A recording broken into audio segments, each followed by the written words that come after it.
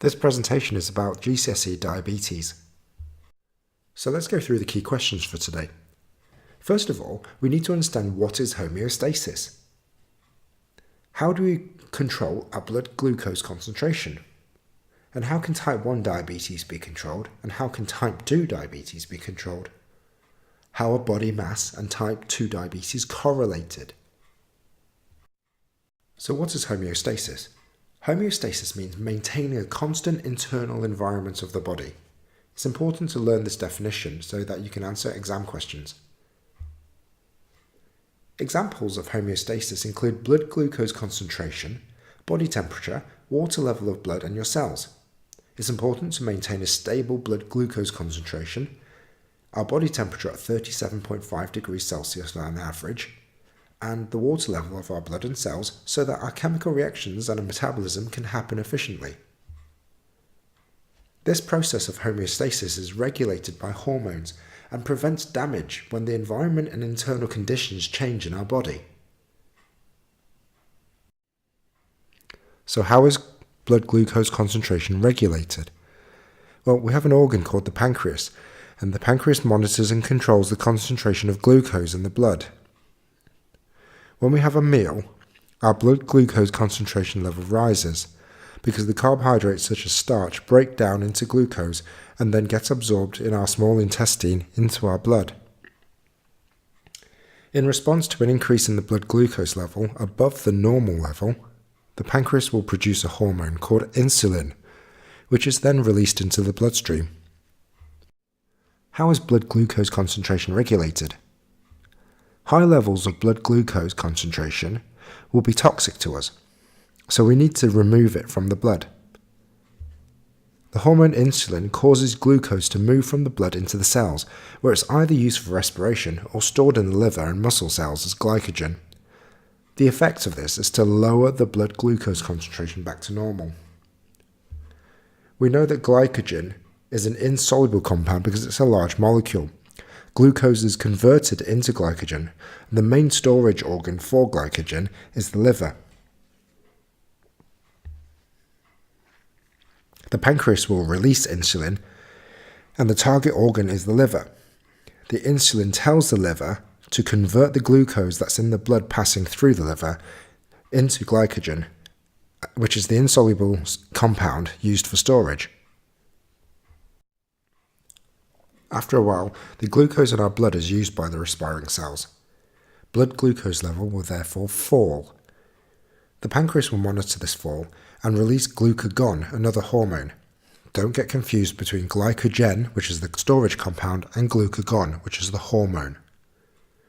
Glucagon signals to the liver to break down the glycogen back into glucose and then release it into the blood to allow cells to use it for respiration.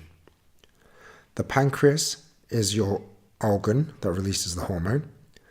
The hormone is glucagon, and the glucagon will go to the target organ of the liver and cause the breakdown of glycogen into glucose. So your blood glucose level should rise. When this blood glucose concentration is not regulated properly, we have an illness called diabetes. There are two types. Type 1 diabetes develops early and is genetically linked. Type 2 diabetes develops typically later in life and is related to diet and lifestyle. Sometimes you will know type 2 diabetes as diabetes mellitus, which is the medical term. So how do we treat type 1 diabetes? Well, when our blood glucose level is high in a type 1 diabetic, the pancreas isn't working.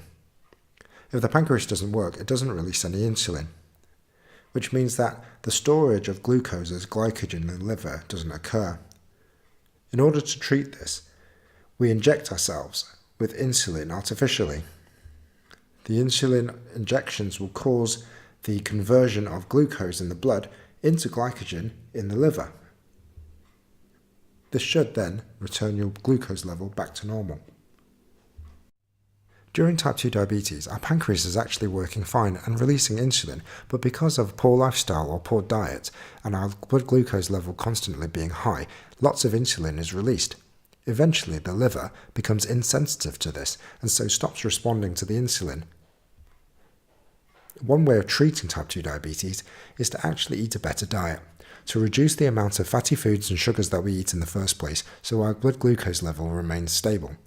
Another way of treating type 2 diabetes is to do more exercise. More exercise will use more of the glucose in respiration and so will reduce our blood glucose level. So how are body mass and type 2 diabetes correlated? It's important to note that a correlation means a link, not a cause. Body mass increase does not cause type 2 diabetes, but having an increase in body mass means that type 2 diabetes is more likely to happen. There are two ways that doctors use to measure your body mass. One of the ways is your BMI or your body mass index, and the second way is a waist to hip ratio. A body mass index is calculated using your weight in kilograms divided by your height squared. This will give you a value which you then can compare against other values to tell you whether you're overweight or obese or within normal range, or even underweight. Another way of doing this is to measure your waist to hip ratio. The waist to hip measurement is your measurement around your belly button to the widest area of your hips around your bottom. Your waist to hip ratio is a bit more accurate than your BMI because the BMI doesn't take into account changes according to muscle mass. More muscular people tend to have a higher weight value.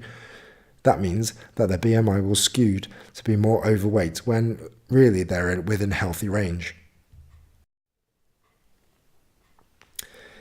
So BMI and type 2 diabetes are positively correlated. A positive correlation means that if one factor increases, the other also increases. So as BMI increases, type 2 diabetes occurrence also increases. Obesity increases the risk of type 2 diabetes. Waist to hip ratio is also positively correlated to type 2 diabetes. As waist to hip ratio increases, so does the occurrence of type 2 diabetes. So, in order to check that you've understood today's lesson, pause the video and try to answer these questions.